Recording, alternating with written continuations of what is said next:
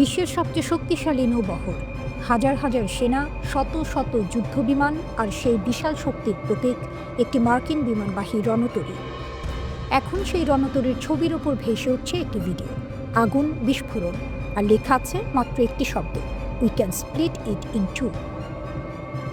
এই ভিডিওটা কোনো সিনেমার ট্রেলার নয়, এটা ইরানের প্রকাশ করা প্রচারমূলক ভিডিও এবং বার্তাটা একেবারে স্পষ্ট, তোমাদের বিমানবাহী রণতরীও নিরাপদ নয়। এই ভিডিওতে দাবি করা হয়েছে ইরানের নতুন হাইপারসনিক মিসাইল ফাতানাকি মার্কিন যুদ্ধজাহাজ ইউএসএস আব্রাহাম লিঙ্কনকে 2 টুকরো করে দিতে পারে। বলা হচ্ছে এই মিসাইলের গতি ম্যাক 13, মানে শব্দের গতি 13 গুণ। এখন প্রশ্ন, এটাকে শুধুই ভয় দেখানো নাকি বাস্তবে এই যুদ্ধের নিয়ম বদলে যাচ্ছে? এটা বুঝতে হলে আমাদের আগে জানতে হবে আমেরিকা কিসের উপর ভরসা করে। মার্কিন নৌবাহিনীর সবচেয়ে বড় আত্মবিশ্বাসের নাম এইজিস কমব্যাট সিস্টেম। এই সিস্টেম রাডার দিয়ে শত্রু মিসাইলের গতিপথ আগে থেকেই হিসেব করে নেয়, তারপর সেই অনুযায়ী ইন্টারসেপ্টর মিসাইল ছুড়ে আক্রমণ ঠেকায়। পেন্টাগনের বিশ্বাস এই প্রতিরক্ষা ব্যবস্থা প্রায় অকেজো। কিন্তু ইরান এখানেই আঘাত করছে। হাইপারসনিক মিসাইলের সবচেয়ে বড় বৈশিষ্ট্য কী? এগুলো মাঝপথে হঠাৎ দিক বদলাতে পারে, মানে কম্পিউটার যে হিসাব করলো বাস্তবে মিসাইল সেটা মানলই না। আর যখন কোনো বস্তু ম্যাক 13 গতিতে চলে তখন তার চারপাশে এমন এক ধরনের প্লাজমা স্তর তৈরি হয় যা রাডারের চোখে প্রায় অদৃশ্য। সহজ করে বললে, যেটাকে দেখা যায় না সেটাকে গুলি করাও যায় না। কিন্তু এখানেই শেষ নয়, আসল ভয়টা আসে গণিত থেকে। প্রতিটি যুদ্ধজাহাজের গোলাবারুদের মজুদ সীমিত। ইরানের কৌশল যদি হয় একসঙ্গে শত শত সস্তা ড্রোন, রকেট আর কিছু হাইপারসনিক মিসাইল ছোড়া, তাহলে কি হবে? ধরা যাক আমেরিকা 90% হামলা ঠেকালো, তবুও বাকি 10%ই যথেষ্ট। কারণ $20,000 ড্রোন ঠেকাতে যদি $20 মিলিয়ন মিসাইল খরচ হয়, তাহলে খুব দ্রুতই প্রতিরক্ষা ব্যবস্থা ফাঁকা হয়ে যাবে। আর ঠিক সেই মুহূর্তে $10 বিলিয়ন বিমানবাহী রণতরী হয়ে উঠবে খোলা লক্ষ্যবস্তু। এই কারণেই অনেক সামরিক বিশ্লেষক বলছেন, আধুনিক যুদ্ধে বিমানবাহী রণতরী আর শিকারী নয়, ওরা এখন বড় ধীরগতির লক্ষ্য। আর এই উত্তেজনার মধ্যে এসেছে বড় খবর। ইউএসএস আব্রাহাম লিঙ্কন দক্ষিণ চীন সাগর থেকে দিক ঘুরিয়ে এখন মধ্যপ্রাচ্যের পথে। তার সঙ্গে রয়েছে ধ্বংসকারী যুদ্ধজাহাজ, টমাহক মিসাইল, এইজিস সিস্টেম, সবকিছু। মার্কিন প্রেসিডেন্ট ডোনাল্ড ট্রাম্প নিজেই বলেছেন, আমরা একটি বিশাল নৌবহর পাঠাচ্ছি, ঠিক প্রয়োজন হলে ব্যবহারের জন্য। অন্যদিকে ইরানের বিপ্লবী গার্ড বাহিনীর কমান্ডার জেনারেল পাকপুর বলছেন, আমরা আগের যে কোনো সময়ের চেয়ে বেশি প্রস্তুত, আঙুল ট্রিগারে। আর সবচেয়ে চমক দেওয়ার মতো খবর, ইরানের সর্বোচ্চ নেতা আয়াতুল্লাহ খামেনি নাকি ইতিমধ্যে ভূগর্ভস্থ বাংকারে চলে গেছেন। যুদ্ধকালীন ব্যবস্থাপনার অংশ হিসেবে তার দপ্তরের দায়িত্ব দেওয়া হয়েছে তার ছেলেকে।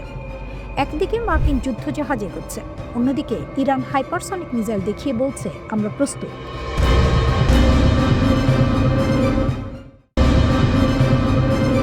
মধ্যপ্রাচ্যে উত্তেজনা কমছে এমন কোনো লক্ষণ এখনও দেখা যাচ্ছে না।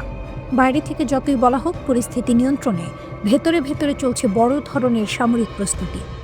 সাম্প্রতিক ঘটনাগুলো দেখলে বোঝা যায় যুক্তরাষ্ট্র ও ইরান দুই পক্ষই নিজেদের অবস্থান শক্ত করতে ব্যস্ত। মার্কিন প্রেসিডেন্ট ডোনাল্ড ট্রাম্প আপাতত বলেছেন, তিনি ইরানে সরাসরি হামলা চালাতে চান না, কিন্তু বাস্তবে দেখা যাচ্ছে সামরিক তৎপরতা একটুও কমেনি। বরং যুক্তরাষ্ট্র মধ্যপ্রাচ্যে আরও যুদ্ধবিমান, যুদ্ধজাহাজ এবং ক্ষেপণাস্ত্র প্রতিরক্ষা ব্যবস্থা পাঠাচ্ছে। মার্কিন বিমান বাহিনী নিশ্চিত করেছে তাদের অত্যাধুনিক F-15E স্ট্রাইক ঈগল যুদ্ধবিমান ইতোমধ্যে মধ্যপ্রাচ্যের একটি ঘাঁটিতে পৌঁছেছে। প্রকাশিত ছবিতে দেখা যায় 494তম এক্সপেডিশনারি ফাইটার স্কোয়াড্রনের একটি যুদ্ধবিমান রানওয়েতে অবতরণ করছে। যদিও যুক্তরাষ্ট্র আনুষ্ঠানিকভাবে ঘাঁটির নাম জানায়নি, তবে সামরিক বিশ্লেষকরা একটি গুরুত্বপূর্ণ বিষয় লক্ষ্য করেছেন। সামরিক পরিবহন বিমান C-17 গ্লোবমাস্টার 3 এর উড়াল পথ বিশ্লেষণ করে ধারণা করা হচ্ছে, এই যুদ্ধ বিমানগুলো সম্ভবত জর্ডনের মুওয়াফাক সালতি বিমান ঘাঁটিতে মোতায়েন করা হয়েছে। এই ঘাঁটি ইরানের খুব কাছাকাছি হওয়ায় এটি কৌশলগতভাবে অত্যন্ত গুরুত্বপূর্ণ। এদিকে শুধু আকাশপথেই নয়, সমুদ্রপথেও যুক্তরাষ্ট্র শক্তি প্রদর্শন করছে। মার্কিন নৌবাহিনীর শক্তিশালী বিমানবাহী রণতরী ইউএসএস আব্রাহাম লিঙ্কন ইতিমধ্যে পশ্চিম প্রশান্ত মহাসাগর ছেড়ে মালাক্কা প্রণালী অতিক্রম করেছে এবং মধ্যপ্রাচ্যের দিকে এগোচ্ছে। এটি যুক্তরাষ্ট্রের নিমিটাস শ্রেণীর একটি বিশাল বিমানবাহী রণতরী, যেখানে একসঙ্গে ডজনের বেশি যুদ্ধবিমান পরিচালনা করা যায়। বিশ্লেষকদের মতে এই রণতরী পাঠানোর উদ্দেশ্য শুধু সামরিক নয়, বরং এটি ইরানের জন্য একটি স্পষ্ট রাজনৈতিক ও কৌশলগত বার্তা, আমরা প্রস্তুত আছি। শুধু একটি রণতরী নয়, মার্কিন নৌবাহিনীর তথ্য অনুযায়ী ইউএসএস রুজভেল্ট, ইউএসএস মিচার এবং ইউএসএস ম্যাকফল এই 3টি ডেস্ট্রয়ার ইতিমধ্যে মধ্যপ্রাচ্যে মোতায়েন রয়েছে। এই যুদ্ধ জাহাজগুলো আকাশ ও ক্ষেপণাস্ত্র প্রতিরক্ষায় অত্যন্ত গুরুত্বপূর্ণ ভূমিকা রাখতে পারে, বিশেষ করে ড্রোন ও ব্যালিস্টিক ক্ষেপণাস্ত্র হামলা ঠেকাতে। এছাড়াও যুক্তরাষ্ট্র মধ্যপ্রাচ্যে আরও প্যাট্রিয়ট এবং থার্ড ক্ষেপণাস্ত্র প্রতিরক্ষা ব্যবস্থা পাঠানোর চূড়ান্ত সিদ্ধান্ত নিয়েছে। এই ব্যবস্থা মূলত ইরানের মতো দেশের দীর্ঘ পাল্লার ক্ষেপণাস্ত্র মোকাবিলার জন্য ব্যবহার করা হয়। কিন্তু প্রশ্ন হলো, এত সামরিক প্রস্তুতির কারণ কি? এর পেছনে বড় একটি কারণ হচ্ছে ইরানের অভ্যন্তরীণ পরিস্থিতি। দেশটিতে চলমান বিক্ষোভ দমনে ইরানি সরকারের কঠোর অভিযানে ব্যাপক প্রাণহানির অভিযোগ উঠেছে। যুক্তরাষ্ট্র ভিত্তিক মানবাধিকার সংস্থা human rights activist news agency জানিয়েছে, বিক্ষোভের 25তম দিনে নিশ্চিতভাবে নিহতের সংখ্যা প্রায় 4,900 জন ছাড়িয়ে গেছে। আরও হাজার হাজার মৃত্যুর তথ্য যাচাই বাছাই চলছে। এই পরিস্থিতি নিয়ে মার্কিন প্রেসিডেন্ট ট্রাম্প বলেছেন, ইরান সরকার নাকি শত শত মানুষকে ফাঁসি দেওয়ার পরিকল্পনা করছিল। যুক্তরাষ্ট্র এর তীব্র বিরোধিতা করেছে।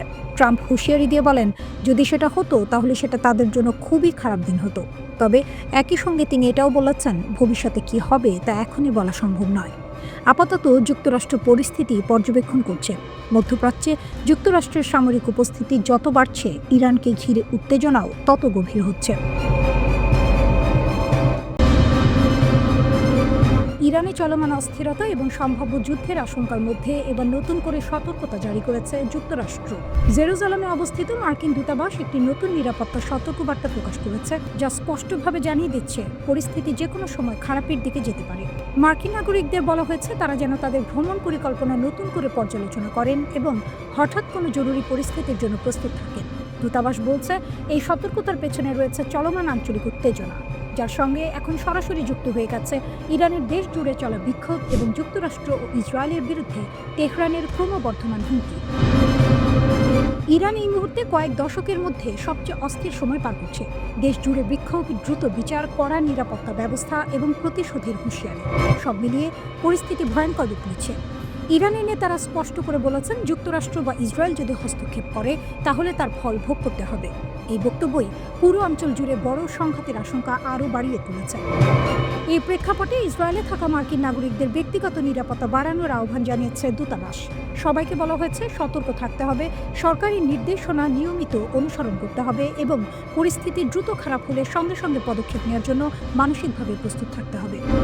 মার্কিন নাগরিকদের স্টেপ বা স্মার্ট ট্রাভেলার এনরোলমেন্ট প্রোগ্রামে নাম লেখানোর পরামর্শ দেওয়া হয়েছে, যাতে জরুরি অবস্থায় দ্রুত যোগাযোগ করা যায়। পাশাপাশি পাসপোর্ট যেন হালনাগাদ থাকে সেই বিষয়েও গুরুত্ব দেওয়া হয়েছে, কারণ হঠাৎ করেই দেশ ছাড়ার প্রয়োজন হতে পারে। এর আগেই মার্কিন পররাষ্ট্র দপ্তর আরও কঠোর একটি সতর্কতা জারি করেছে। ইরানে থাকা সব মার্কিন নাগরিককে অবিলম্বে দেশ ছাড়তে বলা হয়েছে। ভাষাটি ছিল খুবই কঠিন এবং সরাসরি। বলা হয়েছে, কোনো ধরনের সাহায্য, সুরক্ষা বা উদ্ধার অভিযান আশা করা যাবে না। অর্থাৎ যদি কেউ সমস্যায় পড়ে, যুক্তরাষ্ট্র কিছুই করতে পারবে না। এখনই ইরান ছাড়েও এই বার্তায় কার্যত পৌঁছে দেওয়া হয়েছে মার্কিন নাগরিকদের কাছে। ইরানে চলমান বিক্ষোভ ইতিমধ্যেই ভয়াবহ রূপ নিয়েছে। পুলিশের সঙ্গে সংঘর্ষে বহু মানুষ নিহত হয়েছে। সরকার ব্যাপক ধরপাকড় শুরু করেছে। দেশের বড় অংশে ইন্টারনেট ও মোবাইল নেটওয়ার্ক বন্ধ করে দেওয়া হয়েছে। সরকারের দাবি, এসব বিক্ষোভ বিদেশি শক্তির উস্কানিতে হচ্ছে। মার্কিন ভার্চুয়াল দূতাবাস জানিয়েছে, এমনকি শুধু আমেরিকান পাসপোর্ট বহন করাও গ্রেপ্তারের কারণ হতে পারে। দ্বৈত নাগরিকদের বলা হয়েছে তারা যেন শুধু ইরানি পাসপোর্ট ব্যবহার করে দেশ ছাড়েন। যারা দেশ ছাড়তে পারছেন না তাদের নিরাপদ জায়গায় আশ্রয় নেওয়া এবং খাবার, পানি, ঔষধ মজুত রাখার পরামর্শ দেওয়া হয়েছে। এই সংকটের পেছনে রয়েছে যুক্তরাষ্ট্র, ইসরায়েল ও ইরানের মধ্যে দীর্ঘদিনের উত্তেজনা। গত গ্রীষ্মে ইরানের পারমাণবিক স্থাপনায় যুক্তরাষ্ট্র ও ইসরায়েলের হামলার পর থেকেই পরিস্থিতি আরও খারাপ হয়েছে। প্রেসিডেন্ট ডোনাল্ড ট্রাম্প দাবি করেছেন, ইরানকে পারমাণবিক অস্ত্র তৈরি থেকে আটকাতেই এই হামলা করা হয়েছে, যা ইরান অস্বীকার করছে। হোয়াইট হাউস জানিয়েছে, ট্রাম্প সব বিকল্প খোলা রেখেছেন। প্রয়োজনে সামরিক শক্তি ব্যবহার করতেও তিনি পিছপা হবেন না। ইরান পাল্টা হুঁশিয়ারি দিয়েছে, যুক্তরাষ্ট্র বা ইসরায়েল হস্তক্ষেপ করলে তাদের ঘাঁটি ও সেনারা লক্ষ্যবস্তু হবে। একই সঙ্গে ইরান দাবি করেছে তারা বিদেশি গুপ্তচর ও নাশকতার প্রমাণ পেয়েছে।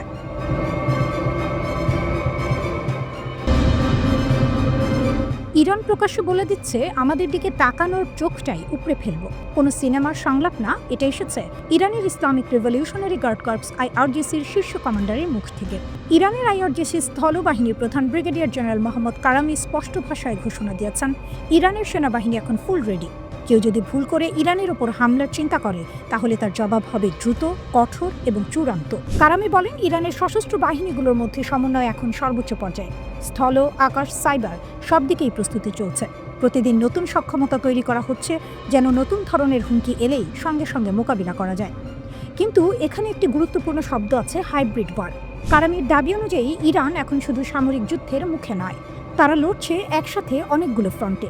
অর্থনৈতিক চাপ, সামাজিক অস্থিরতা, সাংস্কৃতিক আক্রমণ, রাজনৈতিক ষড়যন্ত্র, সাইবার হামলা, নিরাপত্তা হুমকি।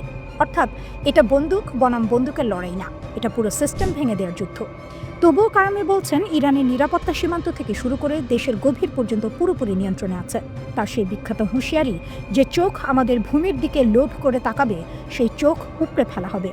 এদিকে শুধু স্থলবাহিনী নয়, আকাশ থেকে হুঁশিয়ারি এসেছে। আইআরজিসির অ্যারোস্পেস ফোর্সের প্রধান ব্রিগেডিয়ার জেনারেল মাজিদ মুসাভি জানিয়েছেন, ইরানের ক্ষেপণাস্ত্র ও আকাশ প্রতিরক্ষা ব্যবস্থা এখন সর্বোচ্চ প্রস্তুত অবস্থায় রয়েছে। তিনি বলেন, যদি কেউ ইরানের জনগণের উপর হামলা চালায় তাহলে জবাব হবে নির্ণায়ক ও বিধ্বংসী।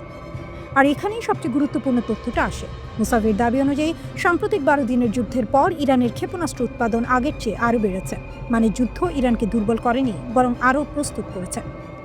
এর আগেও ইরানের প্রতিরক্ষামন্ত্রী আজিজ নাসিরজাদে বলেছিলেন, ইরানের হাতে এমন কিছু চমক আছে যেগুলো হামলাকারীরা কল্পনাও করতে পারবে না। তিনি স্পষ্ট করে দিয়েছেন, ইরানে হামলা হলে শুধু হামলাকারী দেশই নয়, যারা সেই হামলায় সহযোগিতা করবে তাদের ঘাঁটি, স্বার্থ সবই বৈধ লক্ষ্যবস্তু হবে, পৃথিবীর যেখানেই থাকুক না কেন। এখন প্রশ্ন, যুক্তরাষ্ট্র কি করছে? এদিকে যুক্তরাষ্ট্র ও তার আঞ্চলিক মিত্ররা কাতারের আল উদেইদ ঘাঁটিতে নতুন এয়ার ও মিসাইল ডিফেন্স সমন্বয় সেল চালু করেছে। উদ্দেশ্য, মধ্যপ্রাচ্য জুড়ে একসাথে প্রতিরক্ষা জোরদার করা। রয়টার্সের তথ্য অনুযায়ী ইরান আগেই প্রতিবেশী দেশগুলোকে সতর্ক করেছে, যুক্তরাষ্ট্র যদি হামলা করে তাহলে ওই দেশগুলোর ভেতরে থাকা মার্কিন ঘাঁটিও নিরাপদ থাকবে না। এমনকি আল উদেইদ ঘাঁটি থেকে মার্কিন সেনাদের 14 জানুয়ারির মধ্যে সরে যেতে বলা হয়। প্রতিরক্ষা জোরদার করা হয়েছে, হামলার অপশন টেবিলেই আছে। সব মিলিয়ে পরিস্থিতি এখন একেবারে আগুন। একদিকে ইরান বলছে, আমরা প্রস্তুত, ভয় পাই না। অন্যদিকে যুক্তরাষ্ট্র বলছে, দেখি কি হয়।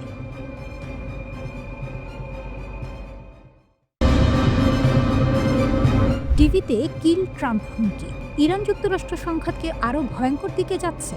আন্তর্জাতিক রাজনীতিতে এমন একটি ঘটনা ঘটেছে যা গোটা বিশ্বকে নতুন করে ভাবতে বাধ্য করছে। ইরানের রাষ্ট্রীয় টেলিভিশনে সরাসরি এমন একটি ছবি ও বার্তা প্রচার করা হয়েছে যাকে অনেকেই যুক্তরাষ্ট্রের প্রেসিডেন্ট ডোনাল্ড ট্রাম্পের প্রতি খোলামেলা হুমকি হিসেবে দেখছেন। এই ঘটনার পরই ইরান যুক্তরাষ্ট্রকে দিয়েছে তাদের দ্বিতীয় সরাসরি সতর্কবার্তা, ট্রাম্পের হাত কেটে দেব, আইআরজিসির হুমকি। ইরানের ইসলামিক রিভলিউশনারি গার্ড কর্পস বা আইআরজিসির একজন শীর্ষ কমান্ডার মোহসেন রাজৌরি প্রকাশ্যে বলেন, ট্রাম্প বলেছেন তার হাত ট্রিগারে, আমরা তার হাত আর আঙুল কেটে দেব। যদি আমরা এগোই তাহলে আর কোনো যুদ্ধবিরতির কথা হবে না। এখনই থামুন, পিছু হটুন, নইলে এই অঞ্চলে আপনাদের কোনো ঘাঁটি নিরাপদ থাকবে না। এই বক্তব্য আন্তর্জাতিক সংবাদ মাধ্যমে ব্যাপক আলোড়ন তোলে। বিশেষজ্ঞরা একে ইরানের পক্ষ থেকে ট্রাম্পের প্রতি দ্বিতীয় সরাসরি হুমকি হিসেবে দেখছেন। মার-আ-লাগো কি সত্যি ইরানের রাডারে? সবচেয়ে চাঞ্চল্যকর বিষয় হলো, খবর অনুযায়ী ইরানের রাষ্ট্রীয় টেলিভিশনে এমন একটি ছবি দেখানো হয় যেখানে 2024 সালের এক নির্বাচনী সমাবেশে আহত ডোনাল্ড ট্রাম্পকে দেখা যাচ্ছে। সেই ছবির সঙ্গে লেখা ছিল, এইবার লক্ষ্যভ্রষ্ট হবে না। এইবার তাকে অনেকেই সরাসরি ট্রাম্পের ব্যক্তিগত নিরাপত্তার প্রতি ইঙ্গিত হিসেবে ব্যাখ্যা করছেন। আর এখান থেকেই প্রশ্ন উঠছে, ইরান কি এখন শুধু মার্কিন সামরিক ঘাঁটি নয়, বরং ট্রাম্পের ব্যক্তিগত অবস্থান, এমনকি মার-আ-লাগো পর্যন্ত ভাবনায় রাখছে?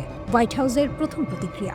এই ঘটনার পর সাংবাদিকরা হোয়াইট হাউসের প্রেস সেক্রেটারি ক্যারোলিন লেভিটকে প্রশ্ন করেন। তিনি বলেন, আমি বিষয়টি নিজে দেখিনি, আমরা এটি যাচাই করব এবং প্রেসিডেন্ট ও তার জাতীয় নিরাপত্তা টিমকে বিষয়টি খতিয়ে দেখতে বলবো। যুক্তরাষ্ট্র কি সত্যি হামলা খুব কাছাকাছি ছিল? আরেকটি গুরুত্বপূর্ণ প্রশ্ন ছিল, যুক্তরাষ্ট্র কি সত্যি ইরানে হামলা চালাতে যাচ্ছিল? এই প্রশ্নের উত্তরে প্রেস সেক্রেটারি বলেন, অনেক খবরই এসেছে অজ্ঞাত সূত্র থেকে। আসলে প্রেসিডেন্ট কি করবেন সেটা কেবল প্রেসিডেন্ট নিজেই জানেন। তবে তিনি পরিস্থিতি খুব কাছ থেকে পর্যবেক্ষণ করছেন এবং সব অপশন এখনও টেবিলে আছে। কেন সবাই এখন যুদ্ধ চায় না? খেয়াল করার বিষয় হলো, এই উত্তেজনার মধ্যেও ইসরায়েল ও যুক্তরাষ্ট্রের মিত্র কিছু আরব দেশ ট্রাম্পকে সরাসরি হামলা থেকে বিরত থাকতে বলেছে। কারণ ইরানে বড় হামলা হলে পুরো মধ্যপ্রাচ্য অস্থির হয়ে উঠতে পারে, তেল ও গ্যাসের দাম ভয়াবহভাবে বাড়তে পারে, হরমুজ প্রণালী ঝুঁকিতে পড়তে পারে।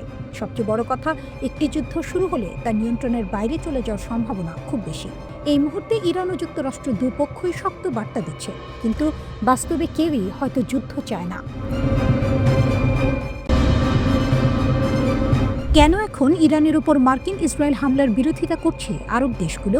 কয়েক বছর আগেও চিত্রটা ছিল একেবারে আলাদা। সৌদি আরব, সংযুক্ত আরব আমিরাত সহ অনেক আরব দেশে মনে করত ইরানই মধ্যপ্রাচ্যের সবচেয়ে বড় হুমকি। তাই যুক্তরাষ্ট্র যদি ইরানে সরকার পরিবর্তনের জন্য সামরিক হামলা চালাতো, অনেক আরব দেশ সেটাকে খারাপ চোখে দেখত না। কিন্তু 2025 সালের শেষে এসে পরিস্থিতি নাটকীয়ভাবে বদলে গেছে। আজ সেই আরব দেশগুলোই যারা একসময় ইরানের বিরোধী ছিল, এখন যুক্তরাষ্ট্রকে অনুরোধ করছে ইরানের উপর হামলা করবেন না। প্রশ্ন হলো, হঠাৎ এই বদল কেন?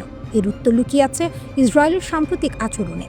ইসরায়েলের গ্রেটার ইসরায়েল পরিকল্পনা গত প্রায় 2.5 বছর ধরে আরব নেতারা এক ভয়ঙ্কর বাস্তবতা সামনে থেকে দেখছেন। ইসরায়েল শুধু গাজায় হামলা চালাচ্ছে না, বরং ধীরে ধীরে পুরো অঞ্চলে নিজেদের প্রভাব বিস্তৃত করছে। ইসরায়েলের কিছু কট্টর নেতা প্রকাশ্যেই বলেছেন তাদের লক্ষ্য একটি গ্রেটার ইসরায়েল, যার সীমানাকে ইরাকের ইউফ্রেটিস নদী থেকে মিশরের নীল নদ পর্যন্ত। এই চিন্তাধারার বাস্তব প্রতিফলন আমরা দেখেছি গাজায় ভয়াবহ গণহত্যা, পশ্চিম তীরে অবৈধ বসতি বাড়ানো, সিরিয়া ও লেবাননের ভূখণ্ডে সরাসরি হামলা।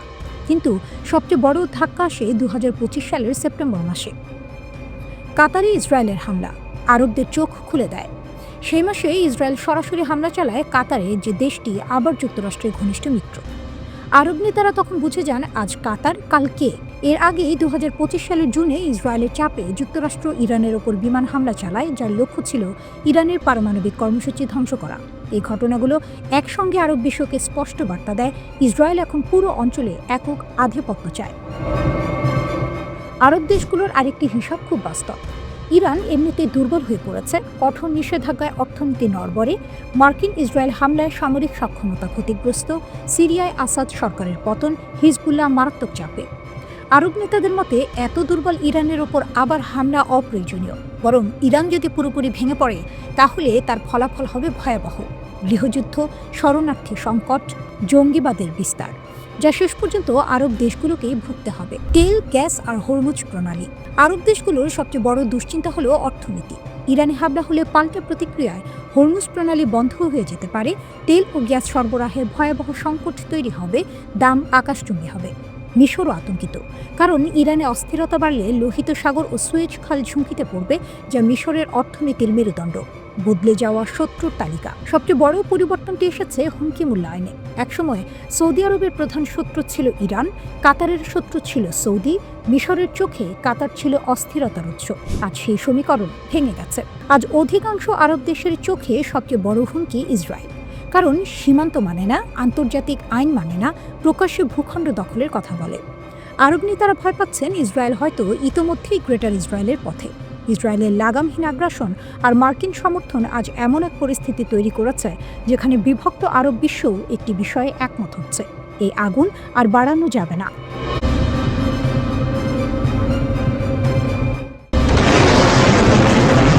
যুক্তরাষ্ট্রের সঙ্গে সম্পর্ক খারাপ হওয়ার পর ইরান সরাসরি হুমকি দিয়েছে প্রয়োজনে তারা মধ্যপ্রাচ্যের বিভিন্ন মার্কিন সামরিক ঘাঁটিতে হামলা চালাতে পারে।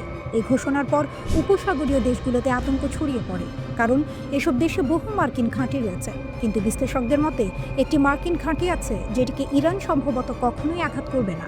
সেই ঘাঁটিটি হলো তুরস্কের ইনসারলিক এয়ারবেস। প্রশ্ন হলো, ইরান যখন কাতার, বাহরাইন, ইরাক বা কুয়েতের মার্কিন ঘাঁটিগুলোকে হুমকি দিচ্ছে, তখন তুরস্কের ইনসারলিক ঘাঁটিকে কেন রেড লাইন ধরা হচ্ছে? এর পেছনে কয়েকটি বড় কারণ আছে। প্রথমত, ইনসারলিক একটি সাধারণ মার্কিন ঘাঁটি নয়, এটি যুক্তরাষ্ট্র ও ন্যাটোর একটি যৌথ সামরিক ঘাঁটি। এখানে শুধু মার্কিন সেনা নয়, তুরস্কের বিমান বাহিনীর সদস্যরাও দায়িত্ব পালন করে, অর্থাৎ এটি সরাসরি ন্যাটোর কাঠামোর আওতায় পড়ে। এই ঘাঁটি অবস্থিত তুরস্কের আদানা শহরের কাছে। ভৌগোলিকভাবে এটি ইরান, ইরাক ও সিরিয়ার খুব কাছাকাছি।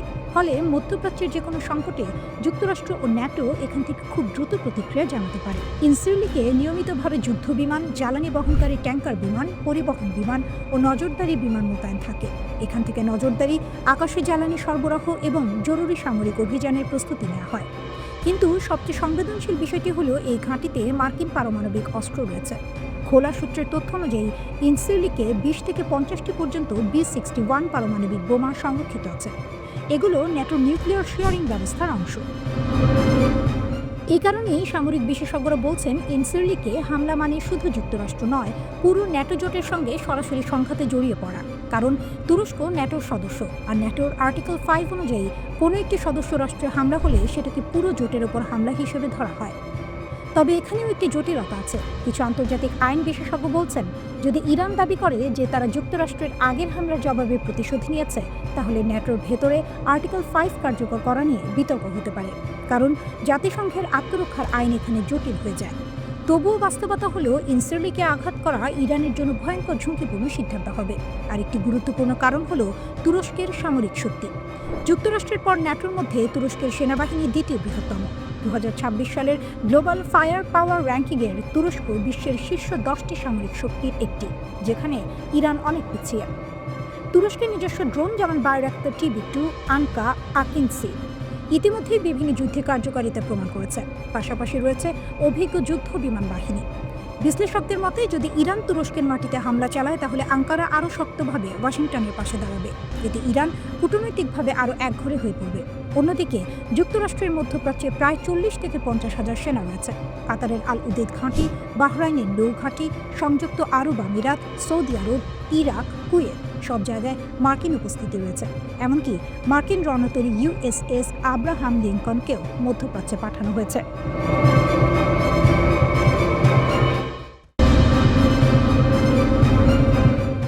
ইরান সংকটে ট্রাম্প বুঝলেন আমেরিকার সামরিক শক্তিরও সীমা আছে। মধ্যপ্রাচ্য ও ওয়াশিংটনের অনেকেই ধরে নিয়েছেন মার্কিন প্রেসিডেন্ট ডোনাল্ড ট্রাম্প এবার ইরানের উপর সরাসরি সামরিক হামলা চালাতে যাচ্ছেন।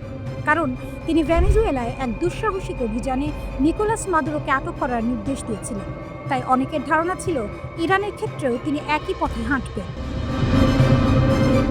পেন্টাগন তখন প্রস্তুতি নিচ্ছিল। একটি মার্কিন যুদ্ধজাহাজ পারস্য উপসাগরে ঢুকেছে। মিত্র দেশগুলোকে সতর্ক করা হয়েছে।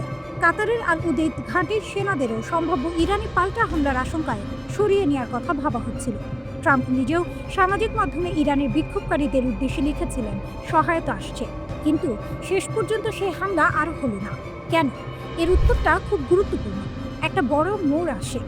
মার্কিন দূত স্টিভ উইটকফ ট্রাম্পকে জানান ইরান সরকার বিক্ষোভের ঘটনায় আটক প্রায় 800 জনের ফাঁসি কার্যকর করা থেকে সরে এসেছে। পরে মার্কিন গোয়েন্দা সংস্থাও নিশ্চিত করে ফাঁসি হয়নি।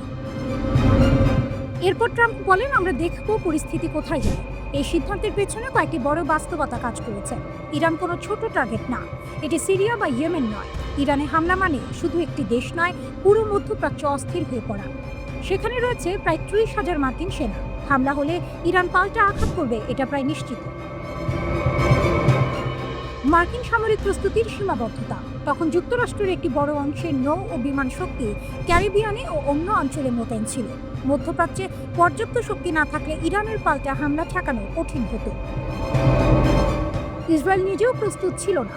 জুনে ইরানের সঙ্গে 12 দিনের সংঘর্ষে ইসরায়েল বিপুল পরিমাণ ক্ষেপণাস্ত্র প্রতিরোধ ব্যবস্থা ব্যবহার করেছে। তাদের মজুদ কমে এসেছে। ইসরায়েলের প্রধানমন্ত্রী নেতানিয়াহু নিজেই ট্রাম্পকে ফোন করে হামলা না করতে বলেন। সৌদি আরব, কাতার, সংযুক্ত আরব আমিরাত, ওমান ও মিশর সবাই ট্রাম্পকে সরাসরি জানায় সামরিক হামলা হলে পুরো অঞ্চলের অর্থনীতি ও নিরাপত্তা ভেঙে পড়বে। তেলের বাজারে ধাক্কা লাগবে, যা শেষ পর্যন্ত আমেরিকাকেই ক্ষতিগ্রস্ত করবে। ট্রাম্পের ব্যক্তিগত হিসাব, তিনি সাধারণত এমন অপারেশন পছন্দ করেন যেগুলো ওয়ান অ্যান্ড ডান, দ্রুত শুরু দ্রুত শেষ। কিন্তু ইরান যুদ্ধ মানে দীর্ঘ, জটিল ও অনিশ্চিত সংঘাত। ট্রাম্প বুঝতে পারেন এখানে লাভের চেয়ে ক্ষতি বেশি। হোয়াইট হাউসের ভেতরেও মতভেদ ছিল, কেউ হামলার পক্ষে, কেউ বিপক্ষে। CIA প্রধান সহিংসতার ভিডিও দেখান, আবার অর্থমন্ত্রী বলেন নিষেধাজ্ঞা কাজ করতে দিন। শেষ পর্যন্ত ট্রাম্প সিদ্ধান্ত নেন এখন নয়। এর মানে এই নয় যে বিপদ কেটে গেছে। মার্কিন যুদ্ধ বিমান বাহী রণতরী আব্রাহাম লিঙ্কন মধ্যপ্রাচ্যের দিকে যাচ্ছে। 2-3 সপ্তাহের মধ্যে পরিস্থিতি আবার বদলাতে পারে। কিন্তু এই মুহূর্তে একটি বিষয় পরিষ্কার, ইরান সংকটে ট্রাম্প বুঝেছেন শুধু সামরিক শক্তি দিয়ে সব সমস্যার সমাধান হয় না। এটা শুধু ইরান নয়, এটা আমেরিকার শক্তির সীমা বোঝার একটি বড় মুহূর্ত।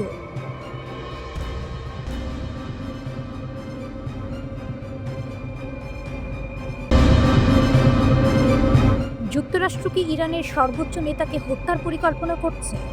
জল্পনার মাঝে ইরানের কড়া বার্তা। সাম্প্রতিক সময়ে যুক্তরাষ্ট্র ও ইরানের সম্পর্ক আবারও ভয়ঙ্কর মোড়ে পৌঁছেছে। আন্তর্জাতিক গণমাধ্যমে গুঞ্জন ছড়িয়েছে যুক্তরাষ্ট্র নাকি ইরানের সর্বোচ্চ নেতা আয়াতুল্লাহ আলী খামেনিকে লক্ষ্য করে বড় ধরনের হামলার কথা ভাবছে। যদিও এ বিষয়ে এখনও কোনো আনুষ্ঠানিক ঘোষণা নেই, তবে ওয়াশিংটনের বক্তব্য আর তেহরানের প্রতিক্রিয়া পরিস্থিতিকে আরও উত্তপ্ত করে তুলেছে। এই জল্পনার মাঝে ইরানের প্রেসিডেন্ট মাসুদ পেজিশকিয়ান 18 জানুয়ারি একটি কড়া সতর্কবার্তা দেন। তিনি স্পষ্ট ভাষায় বলেন, যদি ইরানের সর্বোচ্চ নেতার উপর কোনো ধরনের হামলা হয় তাহলে সেটিকে শুধু একজন ব্যক্তির উপর হামলা হিসেবে দেখা হবে না, বরং তা পুরো ইরানি জাতির বিরুদ্ধে যুদ্ধ হিসেবে বিবেচিত হবে, আর তার জবাব হবে পূর্ণমাত্রার যুদ্ধ। পেজিশকিয়ানের মতে, ইরানের সাধারণ মানুষ যে অর্থনৈতিক কষ্ট আর সামাজিক অস্থিরতার ভেতর দিয়ে যাচ্ছে তার মূল কারণ যুক্তরাষ্ট্র ও তার মিত্রদের আরোপ করা দীর্ঘদিনের নিষ্ঠুর নিষেধাজ্ঞা। তিনি বলেন, এসব নিষেধাজ্ঞা ইরানের অর্থনীতিকে ধ্বংস করেছে এবং জনগণের জীবনকে দুর্বিষহ করে তুলেছে। এই বক্তব্য আসে এমন এক সময়ে যখন মার্কিন প্রেসিডেন্ট ডোনাল্ড ট্রাম্প আবারও প্রকাশ্যে ইরানে নতুন নেতৃত্ব আনার কথা বলেছেন। মার্কিন সংবাদ মাধ্যম পলিটিকোকে দেয়া এক সাক্ষাৎকারে ট্রাম্প বলেন, ইরানের নতুন নেতৃত্ব খোঁজার সময় এসেছে। এই বক্তব্য কূটনৈতিক ভাষা নয়, সরাসরি রেজিম পরিবর্তনের ইঙ্গিত, যা স্বাভাবিকভাবেই তেহরানে আতঙ্ক ও ক্ষোভ সৃষ্টি করেছে। এরপর ট্রাম্প তার সামাজিক যোগাযোগ মাধ্যম ট্রুথ সোশ্যালে একই কথা পুনরায় লেখেন। সেখানে তিনি ইরানের সর্বোচ্চ নেতাকে অপমানজনক ভাষায় আক্রমণ করেন এবং ইরানকে বাস করার জন্য সবচেয়ে খারাপ জায়গা বলে মন্তব্য করেন। এই বক্তব্য ইরানের ব্যাপক ক্ষোভের জন্ম দেয় এবং মধ্যপ্রাচ্যে বড় ধরনের সংঘাতের আশঙ্কা আরও বাড়িয়ে তোলে। এই প্রেক্ষাপটে ইরানের সর্বোচ্চ নেতা আয়াতুল্লাহ আলী খামেনি এক দীর্ঘ ভাষণে সরাসরি যুক্তরাষ্ট্রকে দায়ী করেন ইরানের অভ্যন্তরীণ অস্থিরতার জন্য। তিনি বলেন, ইরানে যা কিছু বিদ্রোহ বা অস্থিরতা দেখা যাচ্ছে তার পেছনে যুক্তরাষ্ট্রের সরাসরি পরিকল্পনা ও মদত রয়েছে। খামেনির ভাষায়, এবার শুধু মার্কিন মিডিয়া বা ইউরোপের রাজনীতিবিদরা নয়, এবার খোদ মার্কিন প্রেসিডেন্টই সরাসরি হস্তক্ষেপ করেছেন। তিনি প্রকাশ্যে হুমকি দিয়েছেন, উস্কানি দিয়েছেন, এমনকি বিদ্রোহকারীদের সমর্থনের বার্তা দিয়েছেন। তিনি আরও দাবি করেন, যুক্তরাষ্ট্র ও ইসরায়েল একসঙ্গে এই অস্থিরতায় সহায়তা করেছে, যার প্রমাণ ইরানের কাছে আছে।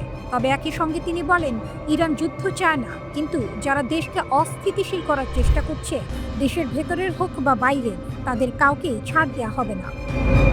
খামেনির মতে, সমস্যাটা কোনো একজন মার্কিন প্রেসিডেন্টকে ঘিরে নয়, এটি যুক্তরাষ্ট্রের দীর্ঘদিনের নীতি। যুক্তরাষ্ট্র এমন একটি স্বাধীন রাষ্ট্রকে সহ্য করতে পারে না যেটির ভৌগোলিক অবস্থান গুরুত্বপূর্ণ, জনসংখ্যা বড়, সামরিক সক্ষমতা আছে এবং বিজ্ঞান ও প্রযুক্তিতে এগিয়ে যাচ্ছে। তিনি বলেন, ইরানি বিপ্লবের মাধ্যমে যখন যুক্তরাষ্ট্রের রাজনৈতিক ও সামরিক প্রভাব দেশ থেকে সরিয়ে দেওয়া হয়, তখন থেকেই ওয়াশিংটনের লক্ষ্য একটাই, ইরানকে আবার তাদের নিয়ন্ত্রণে আনা, সামরিকভাবে, অর্থনৈতিকভাবে এবং রাজনৈতিকভাবে।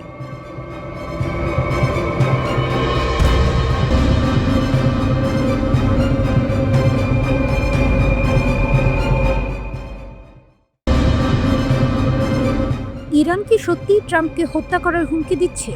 আর সেই ভয়ে কি ইরানকে মুছে ফেলার কথা বললেন ট্রাম্প? মার্কিন রাজনীতি ও মধ্যপ্রাচ্যের রাজনীতিতে একসঙ্গে আলোড়ন তুলেছে ডোনাল্ড ট্রাম্পের একটি মন্তব্য। একটি টেলিভিশন সাক্ষাৎকারে মার্কিন প্রেসিডেন্ট ট্রাম্প বলেন, যদি ইরান কখনো তাকে হত্যার চেষ্টা করে তাহলে যুক্তরাষ্ট্র ইরানকে পৃথিবীর মানচিত্র থেকেই মুছে ফেলবে। এই মন্তব্য শুনে অনেকেই প্রশ্ন তুলছেন, এটা কি শুধুই কড়া ভাষা? সত্যি ট্রাম্প ভেতরে ভেতরে ভয় পাচ্ছেন? ট্রাম্পের বক্তব্য অনুযায়ী তিনি আগেই মার্কিন সামরিক ও জাতীয় নিরাপত্তা কর্মকর্তাদের সরাসরি নির্দেশ দিয়েছেন, যদি তার বিরুদ্ধে কোনো হত্যার ষড়যন্ত্র হয় তাহলে ইরানকে সম্পূর্ণভাবে ধ্বংস করে দিতে হবে। অর্থাৎ এটি শুধু মুখের কথা নয়, বরং নীতিগত নির্দেশনার কথাও তিনি প্রকাশ্যে স্বীকার করেছেন। এই বক্তব্য আসে এমন এক সময় যখন ইরান ও যুক্তরাষ্ট্রের সম্পর্ক চরম উত্তেজনার মধ্য দিয়ে যাচ্ছে। উত্তেজনার শুরু কোথা থেকে? ট্রাম্পের মন্তব্যের ঠিক আগে ইরানের এক শীর্ষ সামরিক কর্মকর্তা brigadier general Abul Fazal Cherki যুক্তরাষ্ট্রকে হুঁশিয়ারি দেন। তিনি বলেন, ইরানের বিরুদ্ধে সামরিক হুমকি দিলে তার কঠোর জবাব দেওয়া হবে। এর পাশাপাশি ট্রাম্প প্রকাশ্যে ইরানের সর্বোচ্চ নেতা আয়াতুল্লাহ আলী খামেনিকে অসুস্থ মানুষ বলে মন্তব্য করেন। ইরানের পক্ষ থেকে এটিকে চরম অপমান হিসেবে দেখা হয়। ট্রাম্প আরও এক ধাপ এগিয়ে বলেন, ইরানের বর্তমান শাসন ব্যবস্থার অবসান হওয়া উচিত। অতীতে তিনি হুঁশিয়ারি দিয়েছেন, যদি ইরান সরকার বিরোধী বিক্ষোভকারীদের ফাঁসি দেয় তাহলে যুক্তরাষ্ট্র সামরিক হামলা চালাবে। এক সংবাদ সম্মেলনে ট্রাম্প দাবি করেন ইরান নাকি 837 জন মানুষকে একসঙ্গে ফাঁসি দেওয়ার পরিকল্পনা করেছিল।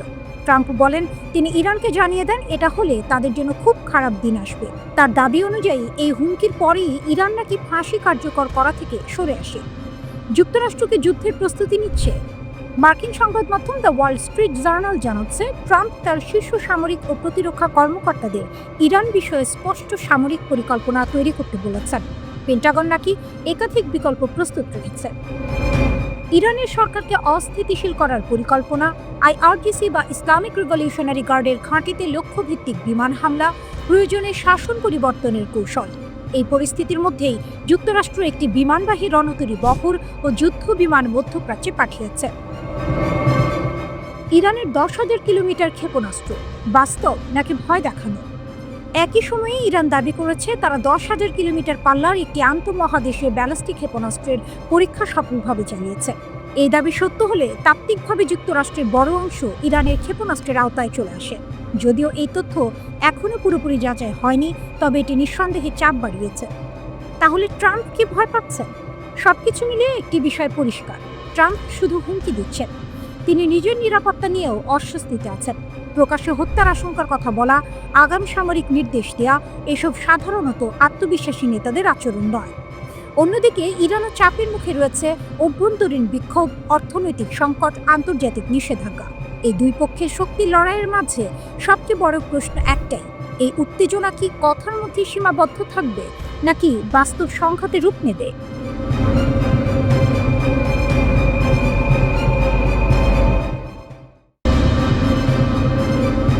ট্রাম্প কি ইরান নিয়ে আবার বড় কিছু ইঙ্গিত দিলেন?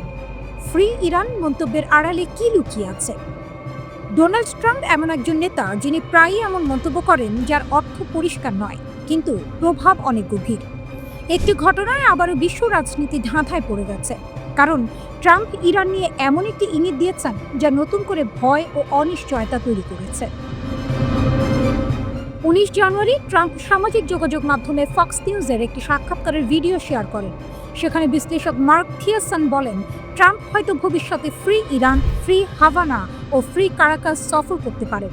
কথাটির অর্থ পরিষ্কার, এই দেশগুলোতে সরকার পরিবর্তন হলে ট্রাম্প সেটিকে নিজের বড় রাজনৈতিক অর্জন হিসেবে দেখাতে চান। এই ভিডিওটি ট্রাম্প নিজে শেয়ার করায় প্রশ্ন উঠছে, তিনি কি সত্যিই ইরানের সরকার পরিবর্তনের কথা ভাবছেন? এটা কি শুধুই রাজনৈতিক বার্তা? এই ইঙ্গিত এমন এক সময় এলো যখন যুক্তরাষ্ট্র ও ইরানের সম্পর্ক আগে থেকে অত্যন্ত উত্তপ্ত। মধ্যপ্রাচ্যে মার্কিন ঘাঁটিগুলো সতর্ক অবস্থায় আছে, আর ইরানও লাগাতার কড়া বার্তা দিচ্ছে। ইরানের এক শীর্ষ সামরিক কর্মকর্তা brigadier general Abul Fazal Cherki যুক্তরাষ্ট্রকে সরাসরি হুঁশিয়ারি দেন। তিনি বলেন ট্রাম্প যদি উত্তেজনা আরও বাড়ান তাহলে যুক্তরাষ্ট্রকে ভয়াবহ পরিণতির মুখে পড়তে হবে। ইরানের অভিযোগ, ট্রাম্প তাদের সর্বোচ্চ নেতা আয়াতুল্লাহ আলী খামেনিকে অসুস্থ মানুষ বলে অপমান করেছেন।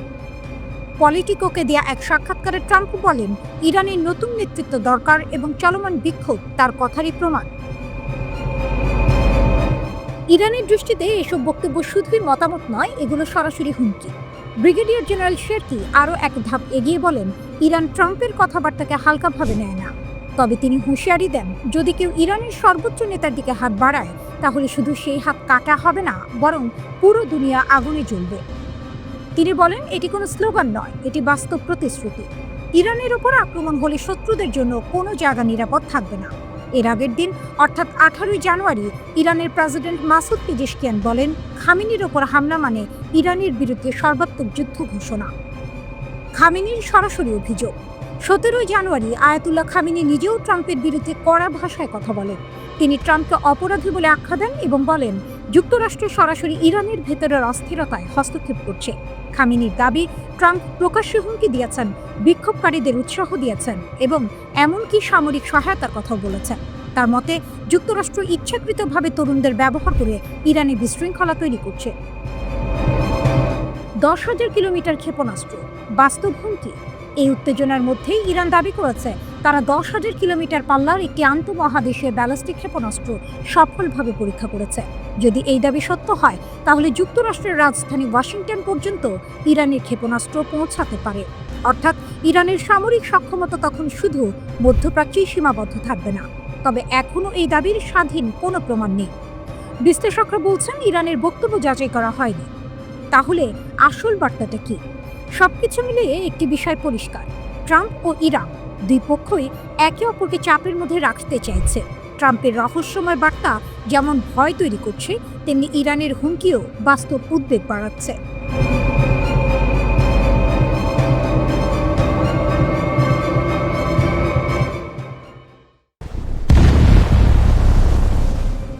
একটি ছোট ভিডিও, কয়েক সেকেন্ডের। একটি জাহাজ আগুনে জ্বলছে, আর ক্যাপশনে মাত্র একটি শব্দ, সুন, অর্থাৎ শিগগিরই। এই ভিডিওটা প্রকাশ করেছে ইয়েমেনের হুথি বিদ্রোহীরা। এখন প্রশ্ন হলো, একটা ভিডিওতেই এত আতঙ্ক কেন? কারণ হুথিরা সাধারণ কোনো গ্রুপ নয়। গত 2 বছরে তারা লোহিত সাগরে 100-র বেশি হামলা চালিয়েছে বাণিজ্যিক ও সামরিক জাহাজের ওপর। তাদের দাবি ছিল গাজা যুদ্ধে ইসরায়েলের উপর চাপ তৈরি করাই ছিল লক্ষ্য। যুদ্ধবিরতির পর এই হামলা কিছুটা থেমেছে, কিন্তু হুথিরা কখনো বলেনি যে তারা পুরোপুরি থেমে গেছে। বরং তারা বারবার বলেছে যে কোনো সময় আবার শুরু হতে পারে। আর লোহিত সাগর কেন এত গুরুত্বপূর্ণ?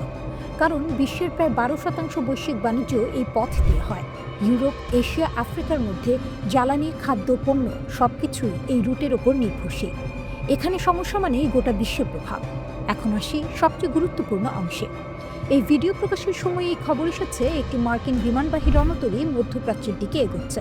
যুক্তরাষ্ট্র, ইরান এবং তার মিত্রদের নিয়ে ক্রমেই কঠোর অবস্থান নিচ্ছে। মার্কিন প্রেসিডেন্ট ডোনাল্ড ট্রাম্প প্রকাশ্যে হুমকি দিয়েছেন, ইরান বা তার মিত্ররা যদি আক্রমণ চালায় তাহলে তার জবাব দেওয়া হবে সামরিক শক্তিতে। অনেক বিশ্লেষক বলছেন এই রণতরীর অগ্রযাত্রা শুধুই প্রতিরক্ষা নয়, এটি একটি বার্তা। এমনকি কেউ কেউ বলছেন এটি হয়তো একটি অঘোষিত সময়সীমা, এবং এখানেই পরিস্থিতি আরও ভয়ঙ্কর হয়ে ওঠে। এই ঘটনার ঠিক একদিন আগে ইরাকের একটি শক্তিশালী শিয়া সশস্ত্র গোষ্ঠী কাতাইব হিজবুল্লাহ একটি বিবৃতি দেয়, কিন্তু এটা সাধারণ বিবৃতি ছিল না, এটা ছিল অনেকটা যুদ্ধের প্রস্তুতির ঘোষণা। তারা স্পষ্টভাবে বলে ইরানের পক্ষে যুদ্ধে নামতে তারা প্রস্তুত। শুধু ইরাক নয়, তারা সারা বিশ্বের তথাকথিত প্রতিরোধ যোদ্ধাদের প্রস্তুত থাকতে আহ্বান জানায়। তাদের ভাষা ছিল খুবই কড়া। ইরানকে বলা হয় মুসলিম বিশ্বের দুর্গ। দাবি করা হয় গত 4 দশক ধরে ইরান নিপীড়িতদের পাশে দাঁড়িয়েছে, ধর্ম বা জাতি নির্বিশেষে। অন্যদিকে যুক্তরাষ্ট্র ও ইসরায়েলকে চিত্রিত করা হয় এমন শক্তি হিসেবে যারা ধ্বংস ও দমন চালাতে চায়। সবচেয়ে ভয়ঙ্কর অংশটি আসে শেষে। বিবৃতিতে বলা হয় ইরানের বিরুদ্ধে যুদ্ধ মানে হবে হঠাৎ ও ভয়াবহ পরিণতি। এমনকি সরাসরি বলা হয় এই অঞ্চলে তোমাদের কিছুই অবশিষ্ট থাকবে না। বিশেষজ্ঞরা বলছেন পুরো বিষয়টা বুঝতে হলে আমাদের বড় ছবিটা দেখতে হবে। হুথি, কাতাইব হিজবুল্লাহ, লেবাননের হিজবুল্লাহ, এরা সবাই ইরানের তথাকথিত অ্যাক্সেস অফ রেজিস্ট্যান্সের অংশ। ইরানের উপর সরাসরি আঘাত এলে এই গোষ্ঠীগুলো একসঙ্গে সক্রিয় হতে পারে। তখন যুদ্ধ আর শুধু ইরান বনাম যুক্তরাষ্ট্র বা ইসরায়েল থাকবে না, এটি ছড়িয়ে পড়তে পারে ইয়েমেন, ইরাক, লেবানন, এমনকি লোহিত সাগর জুড়ে। এর প্রভাব পড়বে জ্বালানি বাজারে, শিপিং রুটে এবং শেষ পর্যন্ত সাধারণ মানুষের জীবনে। সবচেয়ে চিন্তার বিষয় হলো এই উত্তেজনার মধ্যে কোনো ভুল সিদ্ধান্ত, কোনো ভুল হিসাব পুরো পরিস্থিতিকে নিয়ন্ত্রণের বাইরে নিয়ে যেতে পারে। একটি ছোট ভিডিও, একটি শব্দ, সুন, কিন্তু এই শব্দটার ভেতরে লুকিয়ে থাকতে পারে আগামী দিনের সবচেয়ে বড় সংঘাতের ইঙ্গিত।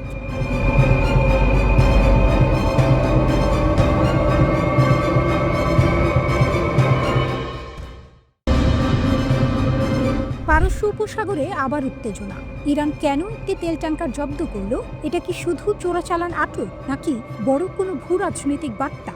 সম্প্রতি ইরান পারস্য উপসাগরে একটি বিদেশি তেল ট্যাঙ্কার জব্দ করেছে। এই ট্যাঙ্কারটি ছোট নৌকা থেকে চোরাই জ্বালানি নিয়ে তা বড় জাহাজে সরবরাহ করছিল, যেগুলো উপসাগরের বাইরে কাজ করছিল।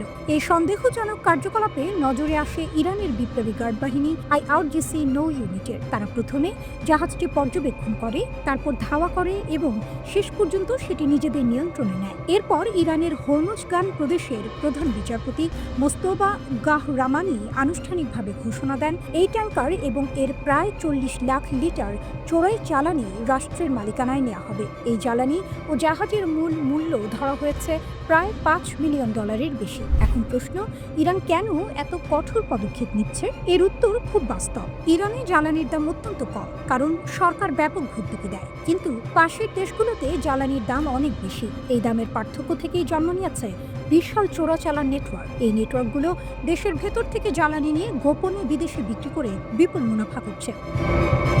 ইরানের বিচার বিভাগ বলছে, এভাবে চোরাচালান হলে দেশের অর্থনীতি ক্ষতিগ্রস্ত হয়, বিশেষ করে এমন সময়ে যখন ইরান কঠিন অর্থনৈতিক চাপের মধ্যে রয়েছে। তাই বিচার বিভাগের প্রধানের নির্দেশে এখন এই চোরাচালান নেটওয়ার্কগুলোর বিরুদ্ধে কঠোর অভিযান চলছে। এই অভিযানে জব্দ হওয়া ট্যাঙ্কারে ছিল 16 জন বিদেশি ক্রু সদস্য। তাদের আটক করে আইনি প্রক্রিয়ার আওতায় নেওয়া হয়েছে। জাহাজটির পরিচয় এখনো প্রকাশ করা হয়নি, তবে অনলাইনে কিছু দাবি উঠেছে যে এটি নাকি এক মার্কিন ব্যবসায়ীর সঙ্গে যুক্ত। ইরান সরকার এই দাবি না নিশ্চিত করেছে না অস্বীকার করেছে। এখানে গুরুত্বপূর্ণ বিষয় হলো, ইরান স্পষ্ট করে বলছে তাদের উপকূলীয় জলসীমা ও দ্বীপগুলো চোরা কারবারিদের জন্য নিরাপদ থাকবে না। এর আগেও নভেম্বর মাসে আইআরজিসি একটি এস ওয়াতেনি পতাকাবাহী জাহাজ জব্দ করেছিল। গালফ অব ওমান ও হরমুজ প্রণালীতেও একাধিক জাহাজ আটক হয়েছে, কারণ হরমুজ প্রণালী শুধু ইরানের জন্য নয়, পুরো বিশ্বের জন্য একটি অত্যন্ত গুরুত্বপূর্ণ জ্বালানি রুট। এখন এই ঘটনাকে আরও বড় প্রেক্ষাপটে দেখতে হবে। কয়েকদিন আগেই যুক্তরাষ্ট্র ভেনেজুয়েলার উপকূলে একটি সুপার ট্যাঙ্কার জব্দ করেছে। বেলা ওয়ান নামের সেই জাহাজ নাকি ইরান ও ভেনেজুয়েলার তেল পরিবহনের সঙ্গে যুক্ত ছিল। যদিও জাহাজটি তখন খালি ছিল, তবু যুক্তরাষ্ট্র বলছে এটি আগে নিষেধাজ্ঞা লঙ্ঘন করেছে। এই জাহাজ ধাওয়ার সময় একবার মার্কিন বাহিনী ব্যর্থ হয়, শেষ পর্যন্ত বহুদিন পর সেটিকে আটক করা হয়। ইরান, ভেনেজুয়েলা, রাশিয়া ও চীন সবাই এই ধরনের জব্দকে সমুদ্র দস্যুতা বলে আখ্যা দিয়েছে। ইরানের পার্লামেন্টে 150 জনের বেশি সাংসদ যুক্তরাষ্ট্রের বিরুদ্ধে অভিযোগ তুলেছেন। তাদের মতে এ ধরনের অভিযান আন্তর্জাতিক আইন লঙ্ঘন করছে। তাহলে আসল ছবি কি? একদিকে ইরান বলছে তারা নিজেদের সম্পদ রক্ষা করছে, অন্যদিকে যুক্তরাষ্ট্র বলছে তারা নিষেধাজ্ঞা কার্যকর করছে। এই টানাপোড়েনে তেল ট্যাঙ্কারগুলো এখন শুধু জাহাজ নয়, এগুলো হয়ে উঠেছে ভূ রাজনৈতিক দাবার ঘুঁটি।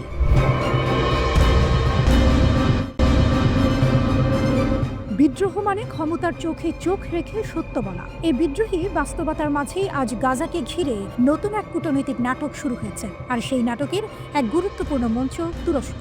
গাজা যুদ্ধবিরতি, কাগজে শান্তি, বাস্তবে সংঘর্ষ।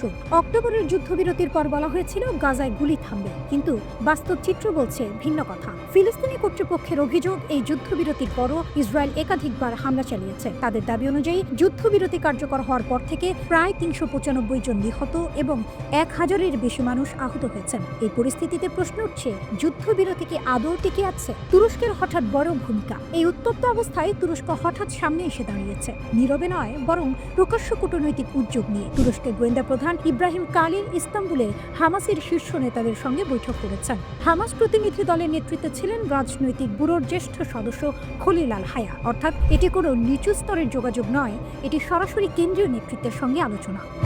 এই বৈঠকের উদ্দেশ্য কি? তুরস্ক ও হামাসের আলোচনার মূল বিষয় ছিল তিনটি। 1, গাজায় যুদ্ধবিরতি বাস্তবে কিভাবে কার্যকর হচ্ছে। 2, কোন কোন জায়গায় যুদ্ধবিরতি ভাঙছে এবং সেই দায় কার। 3, যুদ্ধবিরতির দ্বিতীয় ধাপে কিভাবে যাওয়া যায়। হামাস তুরস্ককে জানিয়েছে তারা যুদ্ধবিরতির শর্ত মানছে। তাদের অভিযোগ, ইসরায়েলি ধারাবাহিকভাবে হামলা ও অভিযানের মাধ্যমে এই চুক্তি ভাঙছে। তুরস্ককে গ্যারান্টর হতে চায়। এই আলোচনায় একটি গুরুত্বপূর্ণ বিষয় উঠে এসেছে, তুরস্ক কি গাজা যুদ্ধবিরতির গ্যারান্টর রাষ্ট্র হতে চায়? অর্থাৎ যুদ্ধবিরতি মানা হচ্ছে কিনা তা তদারকি, আন্তর্জাতিক পর্যবেক্ষক আনার চেষ্টা, কূটনৈতিক চাপ তৈরি, এই সবকিছুর মধ্যস্থতাকারী হিসেবে তুরস্ক নিজেকে দেখতে চাইছে। এটা হলে মধ্যপ্রাচ্যের রাজনীতিতে তুরস্কের ভূমিকা অনেক বড় হয়ে যাবে। যুক্তরাষ্ট্রের পরিকল্পনা আর বাস্তবতার ফাঁক। একদিকে যুক্তরাষ্ট্র ভিন্ন এক ছবি আঁকছে। ওয়াল স্ট্রিট জার্নালের প্রতিবেদনে বলা হয়েছে, জ্যারেড কুশনার ও এক মার্কিন ডেভেলপার গাজার জন্য $112 বিলিয়ন একটি উন্নয়ন পরিকল্পনা বানিয়েছে। তাদের স্বপ্ন 20 বছরে গাজাকে একটি আধুনিক, বিলাসবহুল উপকূলীয় শহরে রূপান্তর করা। কিন্তু প্রশ্ন হলো, যেখানে প্রতিদিন হামলা হচ্ছে সেখানে এই স্বপ্ন কতটা বাস্তব? তুরস্কের কড়া ভাষা, ইসরায়েলের উপর চাপ। তুরস্কের পররাষ্ট্রমন্ত্রী যুক্তরাষ্ট্র, কাতার ও মিশরের সঙ্গে বৈঠকে ইসরায়েলের সামরিক অভিযানের তীব্র সমালোচনা করেছেন। তিনি স্পষ্ট করে বলেছেন, যুদ্ধবিরতি ভাঙতে থাকলে ট্রাম্প প্রশাসনের শান্তি পরিকল্পনাও ভেস্তে যাবে। তার সতর্কতা, এই সহিংসতা শুধু যুদ্ধবিরতি নয়, পুরো রাজনৈতিক সমাধানের পথ ধ্বংস করে দেবে। দ্বিতীয় ধাপের পথে কি বাধা? তুরস্ক ও হামাস আলোচনা করেছে আরও গভীর শান্তি কিভাবে আনা যায়, মানবিক সহায়তা কিভাবে বাড়ানো যায়, গাজায় দৈনন্দিন জীবন কিভাবে স্থিতিশীল করা যায়। তারা একমত হয়েছে, ফিলিস্তিনি অভ্যন্তরীণ ঐক্য ছাড়া কোনো দীর্ঘমেয়াদী সমাধান সম্ভব নয়। চূড়ান্ত লক্ষ্য একটাই, স্বাধীন ফিলিস্তিনি রাষ্ট্র। তুরস্কের এই উদ্যোগ ইসরায়েল, যুক্তরাষ্ট্র সবার জন্যই একটি বার্তা। ইসরায়েল ইরান যুদ্ধ কি আবার আসছে? নীরবে প্রস্তুতি নিচ্ছে ইরান, আতঙ্কে ইসরায়েল। বিশ্ব রাজনীতিতে অনেক সময় সবচেয়ে ভয়ঙ্কর জিনিসটা হয় নীরবতা। কোনো বোমার শব্দ নেই, কোনো যুদ্ধের ঘোষণা নেই, কিন্তু ভেতরে ভেতরে সব প্রস্তুতি চলছে। ঠিক এখন সেই পরিস্থিতির মধ্য দিয়ে যাচ্ছে মধ্যপ্রাচ্য। ইসরায়েল বলছে ইরান আবার শক্তিশালী হয়ে উঠছে, আর সেই আতঙ্ক নিয়েই ইসরায়েলি প্রধানমন্ত্রী নেতানিয়াহু ছুটছেন যুক্তরাষ্ট্রের প্রেসিডেন্ট ডোনাল্ড ট্রাম্পের কাছে। প্রশ্ন একটাই, নতুন যুদ্ধ কি আসন্ন? কেন ইসরায়েল আবার ভয় পাচ্ছে? এনবিসি নিউজের এক প্রতিবেদনে বলা হয়েছে, ইসরায়েলি গোয়েন্দা সংস্থাগুলোর ধারণা ইরান খুব দ্রুত ব্যালিস্টিক ক্ষেপণাস্ত্র উৎপাদন বাড়াচ্ছে। যে ক্ষেপণাস্ত্র কারখানাগুলো আগের হামলায় ক্ষতিগ্রস্ত হয়েছিল সেগুলো আবার চালু হচ্ছে। একই সঙ্গে আকাশ প্রতিরক্ষা ব্যবস্থা মেরামত, ধ্বংস হওয়া রাডার পুনর্গঠন, ক্ষতিগ্রস্ত পারমাণবিক স্থাপনা আবার সচল করার কাজ, সবকিছুই চলছে নীরবে। ইসরায়েলের চোখে সবচেয়ে বড় ভয় একটাই, মিসাইল। কারণ ইসরায়েল জানে আকাশে তারা শক্তিশালী, কিন্তু হাজার হাজার ক্ষেপণাস্ত্র একসাথে এলে কোনো প্রতিরক্ষা ব্যবস্থাই পুরোপুরি নিরাপদ নয়। ইরান কি করছে আসলে? এখানেই গল্পের গুরুত্বপূর্ণ অংশ। ইরান প্রকাশ্যে যুদ্ধের ডাক দিচ্ছে না, বরং তারা বলছে আমরা কূটনৈতিক আলোচনায় আগ্রহী। কিন্তু ইসরায়েলের সন্দেহ এই আলোচনা আসলে সময় কেনার কৌশল। ইসরায়েলি কর্মকর্তাদের দাবি এই সুযোগে ইরান নিজেদের প্রতিরক্ষা শক্ত করছে, ভবিষ্যতের হামলার জন্য ঢাল তৈরি করছে, যাতে আবার পারমাণবিক কর্মসূচি শুরু করলে কেউ সহজে আঘাত করতে না পারে। আর এখানেই ইরানকে আলাদা করে দেখতে হয়, কারণ নিষেধাজ্ঞা, হামলা, চাপ সবকিছুর পরেও ইরান টিকে থাকার কৌশল শিখে গেছে। চলতি বছরের জুনে যুক্তরাষ্ট্র ও ইসরায়েল যৌথভাবে ইরানে বড় হামলা চালায়। এই অভিযানের নাম অপারেশন মিডনাইট হ্যামার। 100টির বেশি যুদ্ধ বিমান, B-2 বোমারু, সাবমেরিন এবং শক্তিশালী বাংকার বাস্টার বোমা ব্যবহার করা হয়। ডোনাল্ড ট্রাম্প তখন বলেছিলেন ইরানের পারমাণবিক স্থাপনা পুরোপুরি ধ্বংস, কিন্তু পরে গোয়েন্দা রিপোর্ট উঠে আসে ক্ষতি হয়েছে ঠিকই, কিন্তু সব শেষ হয়ে যায়নি। আর সেটাই আজ ইসরায়েলের দুশ্চিন্তার মূল কারণ। 3000 মিসাইল সত্যি কি সম্ভব? ইসরায়েলি গোয়েন্দা সূত্র বলছে ইরান চাইলে ভবিষ্যতে মাসে 3000 ব্যালিস্টিক মিসাইল তৈরি করতে পারে। এই সংখ্যা যদি সত্যি হয়, তাহলে এটা শুধু ইসরায়েল নয়, পুরো মধ্যপ্রাচ্যের শক্তির ভারসাম্য বদলে দিতে পারে। এটাই ইরানের সবচেয়ে বড় শক্তি। তারা বুঝে গেছে সবচেয়ে দামি অস্ত্র নয়, সবচেয়ে বেশি অস্ত্রই ভয় তৈরি করে। ট্রাম্পের ভূমিকা কি? নেতানিয়াহু খুব শিগগিরই ট্রাম্পের সঙ্গে বৈঠকে বসবেন। সেখানে তিনি নতুন করে সামরিক অভিযানের প্রস্তাব দিতে পারেন। আগের মতোই কয়েকটি অপশন থাকবে, ইসরায়েল একা হামলা করবে, যুক্তরাষ্ট্র সহায়তা দেবে, অথবা যৌথ আক্রমণ। কিন্তু পরিস্থিতি এখন জটিল। গাজা ইস্যুতে চাপ, আন্তর্জাতিক সমালোচনা, আর নতুন যুদ্ধ মানে আরও অস্থিরতা।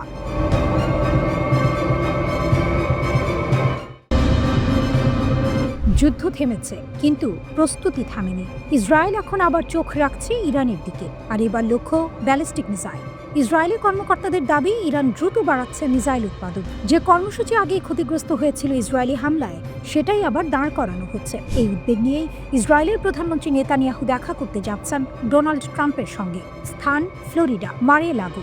এই মাসের শেষ দিকে ইসরায়েলের পরিকল্পনা পরিষ্কার। ট্রাম্পকে বোঝানো হবে ইরান এখন নতুন হুমকি। কেন হুমকি? কারণ মিসাইল, অনেক মিসাইল, খুব দ্রুত তৈরি হওয়া মিসাইল। ইসরায়েলি সূত্র বলছে ইরান মাসে হাজার হাজার ব্যালিস্টিক মিসাইল তৈরি করতে পারে, সংখ্যা গিয়ে দাঁড়াতে পারে মাসে 3000-এ। এটাই এখন ইসরায়েলের সবচেয়ে বড় ভয়। নিউক্লিয়ার কর্মসূচি, হ্যাঁ, সেটা উদ্বেগের, কিন্তু তাৎক্ষণিক নয়। ইসরায়েল বলছে ইরান আগে মিসাইল আর আকাশ প্রতিরক্ষা ঠিক করবে, তারপর যাবে পরমাণু বোমার দিকে। কারণ হিসাবটা পরিষ্কার, মিসাইল বেশি থাকলে ইরান নিজের স্থাপনা ভালোভাবে রক্ষা করতে পারবে, আকাশ প্রতিরক্ষা থাকলে বোমা ঢুকবে না। এখানেই ইরানের শক্তি।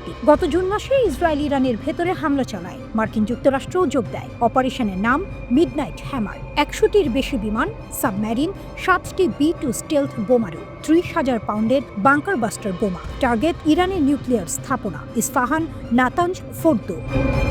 ট্রাম্প তখন বলেছিলেন সব ধ্বংস হয়ে গেছে সম্পূর্ণভাবে, কিন্তু বাস্তবতা এত সহজ নয়। কিছু রিপোর্ট বলছে ক্ষতি হয়েছে, কিন্তু পুরোপুরি নয়। আর সেই সুযোগটাই নিচ্ছে ইরান। ইসরায়েল বলছে ইরান আবার গড়ে তুলছে নিউক্লিয়ার অবকাঠামো, মিসাইল কারখানা এবং আকাশ প্রতিরক্ষা। এ কারণেই নেতানিয়াহু ট্রাম্পকে নতুন বিকল্প দেখাতে চান। আগেও এমন হয়েছিল।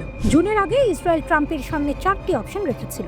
1, ইসরায়েল একাই হামলা করবে। 2, যুক্তরাষ্ট্র সীমিত সহায়তা দিবে। 3, দুদেশ একসঙ্গে হামলা করবে। 4, যুক্তরাষ্ট্র একাই হামলা চালাবে। শেষ পর্যন্ত হয়েছিল যৌথ অভিযান। এবারও তেমন কিছু হতে পারে। নেতানিয়াহু যুক্তি দেবেন এটা শুধু ইসরায়েলের সমস্যা নয়, এটা পুরো অঞ্চলের সমস্যা, এমনকি যুক্তরাষ্ট্রেরও। কারণ ইরানের মিসাইল মধ্যপ্রাচ্যের সব ঘাঁটির জন্য হুমকি। মার্কিন ঘাঁটিও বাদ নয়, কিন্তু পরিস্থিতি জটিল। একদিকে ট্রাম্প বলছেন তিনি শান্তি এনেছেন, গাজায় যুদ্ধ থেমেছে, ইরানের নিউক্লিয়ার হুমকি শেষ। অন্যদিকে ইরান আবার আলোচনায় বসতে চায়, কূটনৈতিক পথে হাঁটতে চায়। এই দুই পথ একসঙ্গে চলে না। আরও একটি বিষয় আছে, ইরান শুধু নিজে নয়, ইরান মানে প্রক্সি, হিজবুল্লাহ, হুথি, ইরাকের মিলিশিয়া। ইসরায়েলের ভয় ইরান আবার এদের অর্থ ও অস্ত্র দেবে, অঞ্চল আরও অস্থির হবে। সব মিলিয়ে কি দাঁড়াচ্ছে? যুদ্ধ থামলেও উত্তেজনা থামেনি। ইরান এখনো শক্তিশালী, মিসাইল আছে, ড্রোন আছে, প্রযুক্তি আছে, ধৈর্য আছে। ইসরায়েল জানে আকাশে তারা এগিয়ে, কিন্তু মাটিতে পড়া প্রতিটি মিসাইল একটা বড় ঝুঁকি। এ কারণেই এই ছায়াযুদ্ধ যে কোনো সময় আবার প্রকাশ্য যুদ্ধে রূপ নিতে পারে। প্রশ্ন একটাই, ট্রাম্প এবার কোন অপশন বেছে নেবেন?